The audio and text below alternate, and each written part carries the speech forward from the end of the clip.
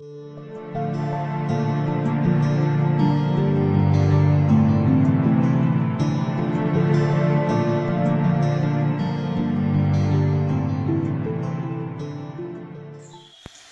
Shalom to the elect of Israel. First and foremost, I want to give all praise, glory, and honor to Yahweh by Shemi Shai. That's Yahweh, the Most High, in the name of His Son, Yahweh Shai. Double honors to the apostles and the elders of Yasharallah, who are better known as Great Millstone, and rule very well. Salutations unto the elect and unto you sincere Akim under the Great Millstone banner that's continuing to preach, prophesy, and endure, all in the name of Yahweh by Shemi Shai. Alright, in today's episode, we will be discussing Himalayan pink salt, Salakia. Alright, so now this is Himalayan pink salt, as you see here, and I ordered it from a store called My Spice Sage. Alright, and I ordered it from offline, and it's located in Yonkers, New York. Alright, now I ordered this on about Wednesday or Thursday. No, I think it was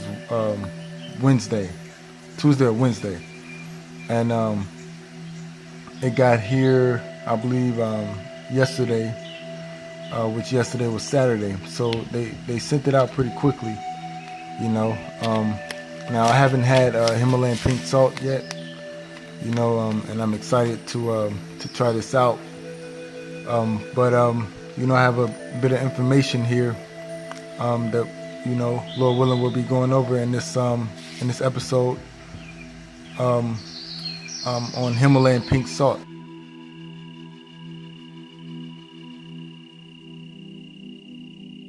Sirach chapter 30 verse 25. A cheerful and good heart will have a care of his meat and diet. Alright, I welcome back to another installment, another episode of Great Millstone, Bayath, MaRapah. Alright, which in the Lashwan Kodash, the holy tongue or the pure tongue, means house of healing or healing house. Alright, so in today's episode, we'll be going over the Himalayan pink salt. Alright, now here's the website that I ordered this Himalayan pink salt from. It's called myspicesage.com. Alright, I'll be leaving this link in the description box below for brothers that, you know, want to go on the website and just check out what they got, you know. I think it's a pretty legit site. They have a bunch of different herbs, spices, you know, seasonings, and even kitchenware, you know, like pestles, you know, and let's see, I always forget the name of that.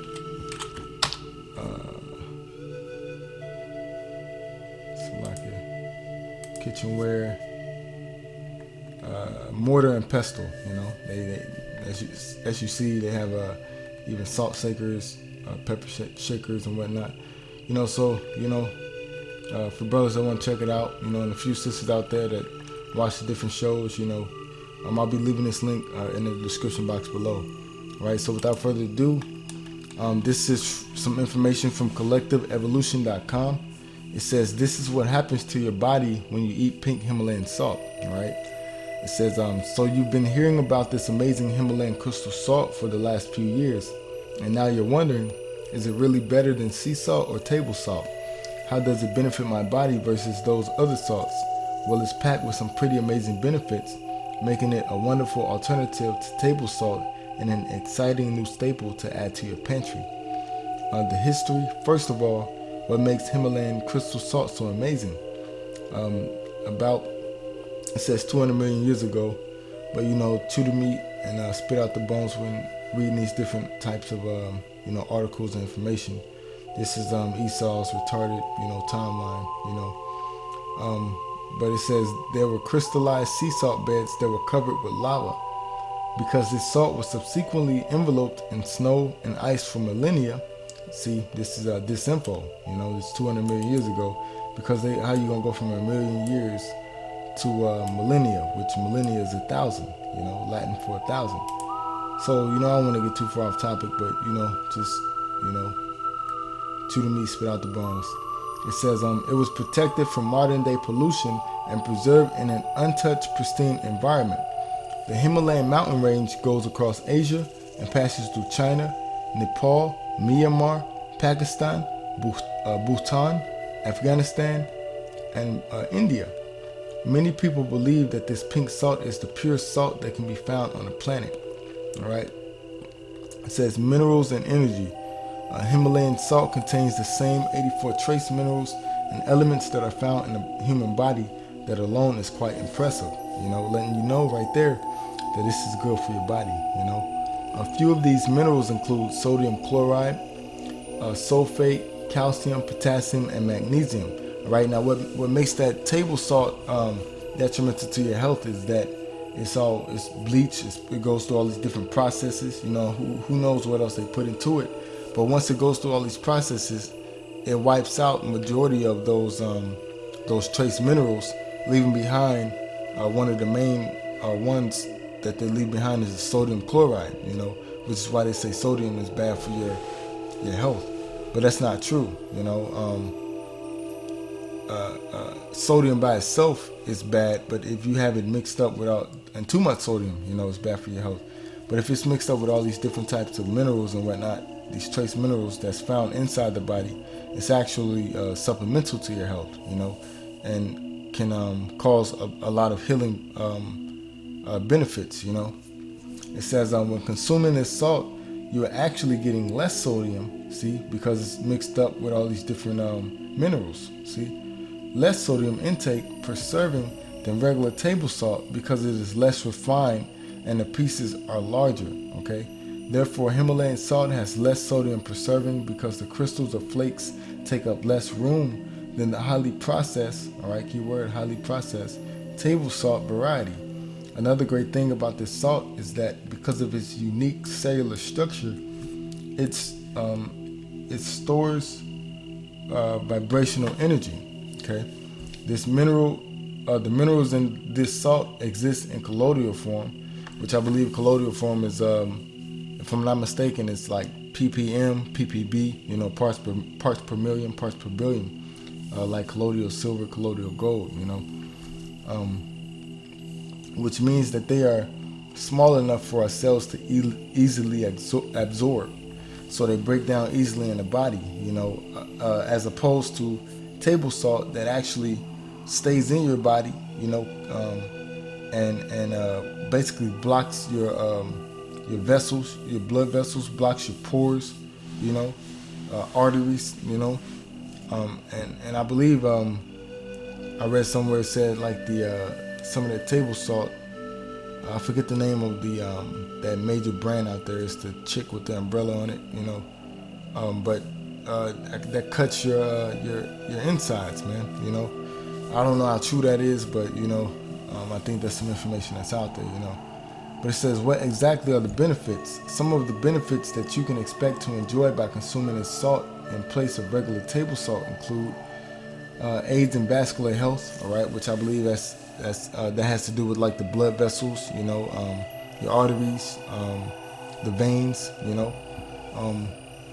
like you heard the term cardiovascular, cardiovascular system. Supports healthy lungs and respiratory function, okay? Promotes a stable pH balance within the cells, which I believe a stable pH balance is 7.35 to 7.45, on the pH balance scale.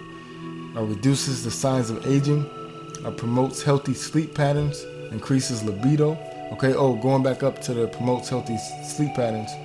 I read some information. I believe it's in one of these links I'm going to post below. But it said that you take a certain amount of salt, a certain amount of this pink Himalayan salt, you mix it up with some honey, all right? Lord willing, I'm going to try to get some Manuka honey.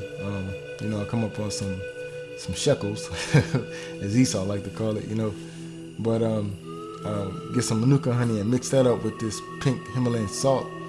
And they said store the honey and the pink Himalayan salt into a jar, and whenever you're ready to go to sleep, right before you go to sleep, place like a teaspoon or a tablespoon underneath your tongue and let it dissolve, and they say it promotes healthy sleep patterns.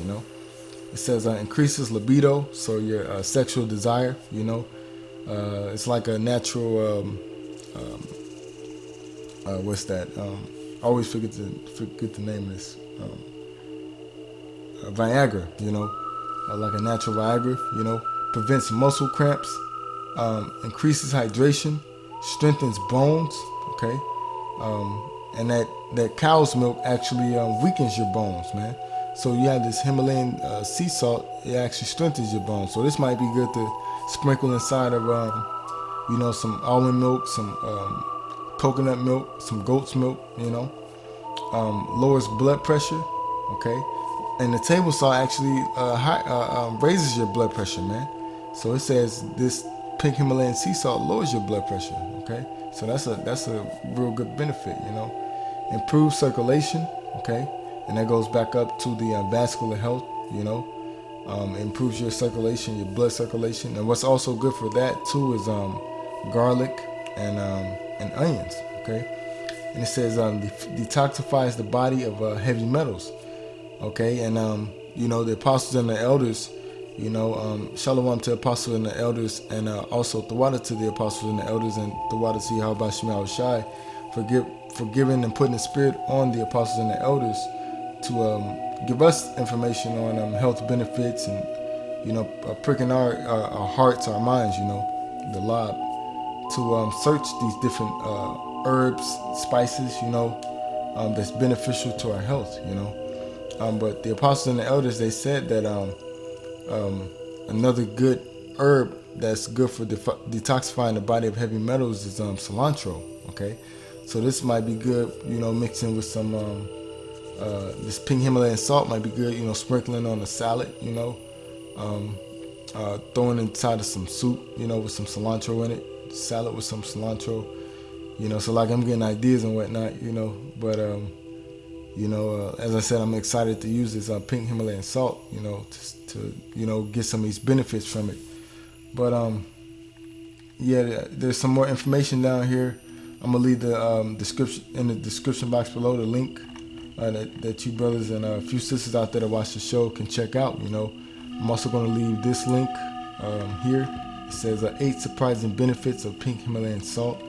All right, and also this final link, it says 12 reasons why salt is good for you. All right, and once again, there's some salt that's supplemental to your health, like pink Himalayan salt and sea salt, and then there's some salt out there that's bad for your health, like table salt, for instance. Okay, so I'll be leaving all these links in the description box below.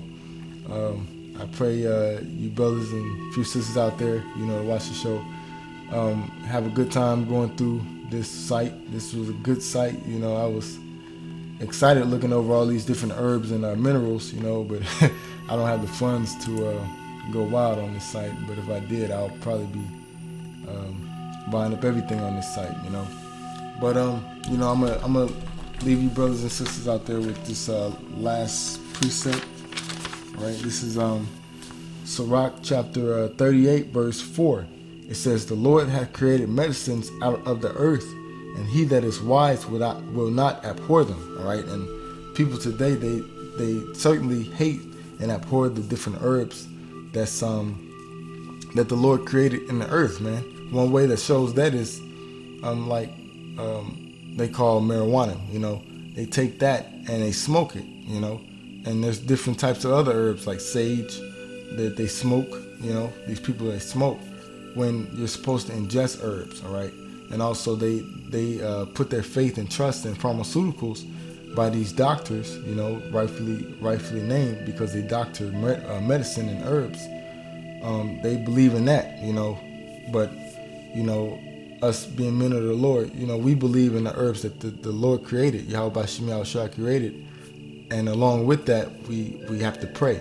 We pray that the Lord allows these herbs to heal us, to take away the diseases, and put us back into a functional state, 100% state, in order to battle all these different things Esau put in the air and whatnot, So I don't want to ramble on too long. I don't want to make this too long.